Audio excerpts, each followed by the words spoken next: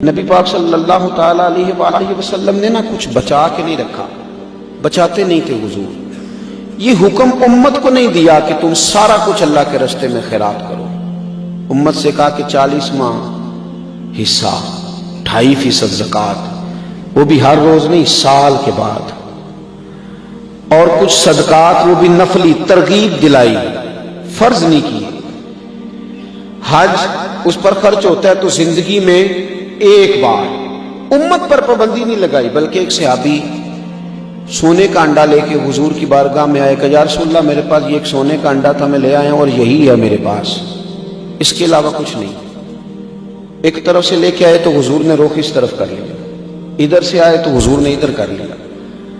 وہ کئی جانب سے آئے اور لا کے انہوں نے حضور کی بارگاہ میں وہ انڈا پیش کیا سونے کا، اور ساتھ یہ بھی کہہ رہے تھے حضور میرے پاس یہی ہے اور کچھ بھی نہیں۔ تو نبی کریم علیہ السلام نے فرمایا اس طرح نہ اللہ کے راستے میں خیرات کرو کہ پھر تم کسی کی امداد کے منتظر ہو جاؤ، پھر تم خود سوال کرتے پھرو، اس طرح نہ کرو۔ امت کو جو ترغیب دی وہ یہ دی کہ تم 40واں حصہ دو، اس طرح نہ خرچ کرو کہ تمہارے بچے کسی کے دستے نگر ہو جائیں، لیکن خود رسول پاک صلی اللہ تعالی علیہ وآلہ وسلم کا یہ انداز تھا۔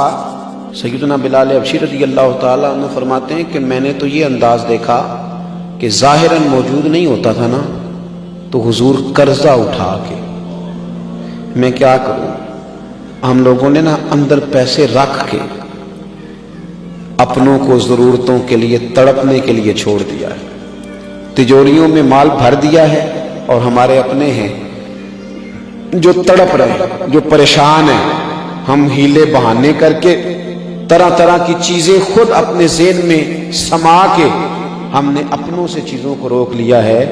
بڑی چیزیں ایسی ہیں جو ہمارے پاس پڑی ہوئی ہیں، لیکن ہم ان کا اظہار تک کرنا پسند نہیں کرتے، تحدیث نعمت کے طور پر تذکرہ کرنا۔ اگر قرضے چڑھ جائیں، کاروبار نہ چلے تو دنیا کو بتاتے ہیں، اور اگر بہت زیادہ اللہ تعالیٰ نے نواز دیا ہے اور ہماری ضروریات سے بہت بڑھ کے رب کریم نے ہمیں دیا ہے، اس کا تذکرہ کرنا پسند ہی نہیں کرتے۔ سنن ابو داؤد شریف میں روایت موجود ہے، حضرت سیدنا بلال حبشی رضی اللہ تعالیٰ عنہ فرماتے ہیں کہ میں قرضہ لے کے آتا تھا، کسی مسلمان کو کپڑے کی ضرورت ہوتی تو میں وہ کپڑا اسے پہناتا حضور کی طرف سے، نبی پاک کے نام پہ قرضہ اٹھا کے، کھانے کی ضرورت ہوتی تو کھانا کھلاتا۔ کہتے ہیں کہ یہودی مجھے ایک دن ملا تو کہنے لگا بلال لوگوں سے جو قرض لیتے ہو تو میرے پاس پیسے پڑے رہتے ہیں، مجھ سے لے لیا کرو۔ کہتے ہیں میں اس سے ایک مقررہ وعدے کے مطابق قرض لینے لگا اور حضور کے مہمانوں پر خرچ کرنے لگا۔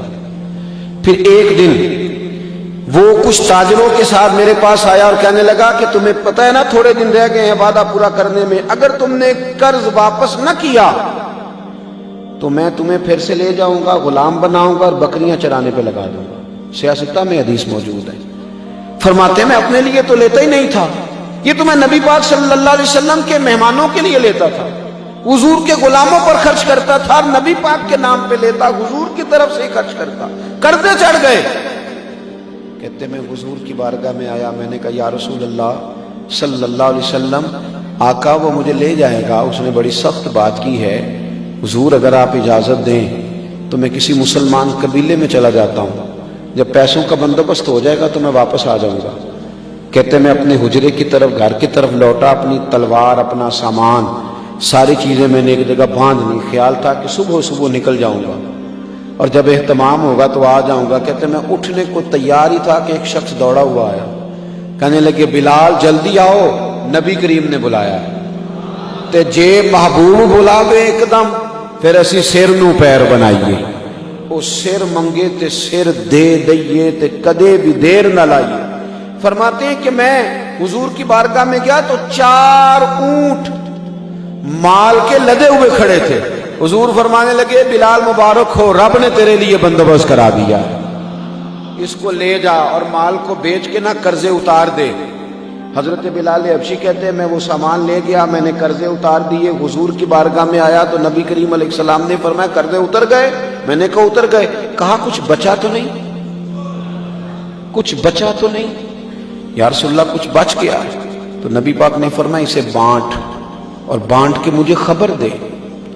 یہاں تو میرے بھائی پیسے کو یوں لوگوں نے تھام کے دل کے اندر جگہ دی ہے۔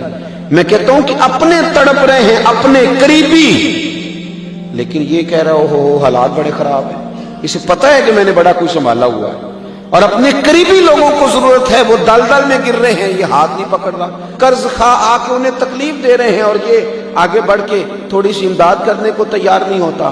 حضور نے فرمایا جو بچ گیا وہ بھی بانٹ دے۔ کہتے ہیں میں بانٹنے لگا، عشاء کی نماز کے بعد نبی کریم علیہ السلام نے فرمایا بانٹ دیا؟ میں نے عرض کی حضور اب تو میں نے اتنا بانٹا ہے کہ مزید کوئی لینے والا بچا ہی نہیں۔ تو اللہ کے محبوب علیہ السلام کی خدمت میں عرض کرنے لگے حضور مال ابھی بھی بچ گیا ہے۔ تو حضور فرمانے لگے اگر بچ گیا ہے نا تو پھر میں گھر نہیں جاؤں گا، رات مسجد میں رہوں گا، جب سارا بانٹ دو گے نا تو پھر گھر جاؤں گا۔ جب حضور اپنے گھر میں مال ہو تو گھر نہیں جاتے۔ ہم نے کیوں سنبھال کے رکھا ہوا ہے مال؟ کیوں ہم سخاوت کو تیار نہیں ہوتے؟ یارو کیوں ہم لوگوں کی اشک شوئی نہیں کرتے؟ کوئی ایسا ہو جس نے کبھی جھگی والے سے جا کے پوچھا ہو کہ بغیر چھت کے دھوپ میں کیسے گزارا کرتے؟ کبھی پوچھا ہو کہ طوفان آتا ہے تو اپنے بچوں کو کیسے سنبھالتے ہو؟ کبھی پوچھا ہو کہ شدید بارشوں میں تمہارا حال کیا ہوتا ہے؟ کبھی ہم نے کچی آبادیوں میں جا کے معلومات کی ہوں، کبھی ان گھروں میں جا کے دیکھا ہو جہاں بارش ہوتی ہے تو برتن رکھے جاتے ہیں کہ جہاں جہاں سے چھت بہ جائے گی، جہاں جہاں سے سوراخ سے پانی آئے گا وہ جگہ سمٹ جائے گی۔ اندر دولتوں کے ڈھیر کس لیے لگائیں؟ اور اگر آپ کہیں گے کہ آپ کے سالے ثواب کے لیے آپ کے بچے بانٹیں گے تو جتنا آپ نے بانٹا اتنا ہی وہ بانٹیں گے۔ یاد رکھنا آنے والی نسل اس سے کہیں بڑھ کے دولتوں کو سنبھالنے والی ہے۔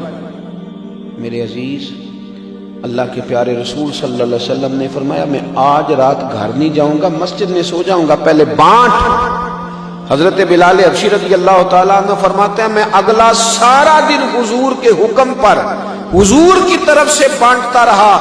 عشاء کے بعد نبی کریم نے پوچھا بانٹ دیا؟